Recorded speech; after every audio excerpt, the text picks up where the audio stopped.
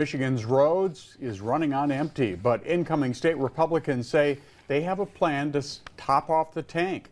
The new Republican leadership is proposing a plan they say will add more funding and fix more local roads. News 10's Zachariah Wheaton is here in studio now with more on the plan and how it will be paid for. Zach?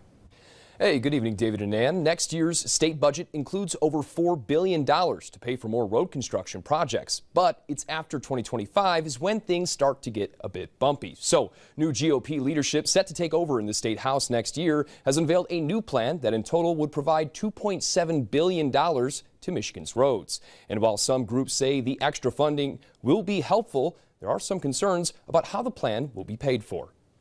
Let's not make our roads the last priority. Let's make it the first priority. Since 2020, the state has spent billions of dollars to fund new road projects using federal dollars and money from a state bond program. With the bonds running out come 2026, incoming House Republican leadership unveiled a new $2.7 billion road funding plan that they say would bring much needed funding and fix more of our local roads. Almost all of that went to MDOT roads and federal roads.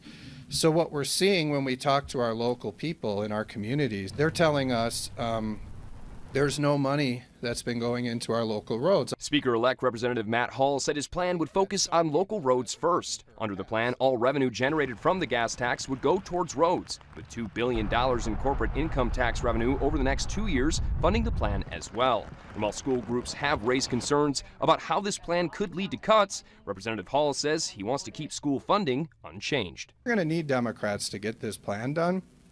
So there's a lot of things I laid out. There's even more ways we could backfill school aid. We'll engage with the governor, we'll engage with Tate and Brinks, and we'll figure out exactly which one of those options or other options would backfill schools. The Michigan Infrastructure and Transportation Association say they're glad to see serious conversations about road funding, but also want good-paying jobs to come with it, too. As an industry, we're just excited because we know that this is really good for the state of Michigan.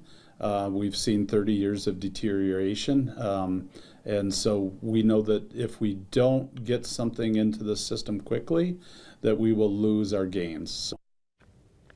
With lawmakers on break, Democrats have just 1 month left of control of the state house, Senate, and governor's seat before Republicans take over the House in 2025. Democrat leadership across the state house and even Governor Whitmer put out statements saying they're open to having a discussion on finding a long-term funding solution for Michigan's roads. So we're just going to have to wait and see what actually gets done when they return from their break. David?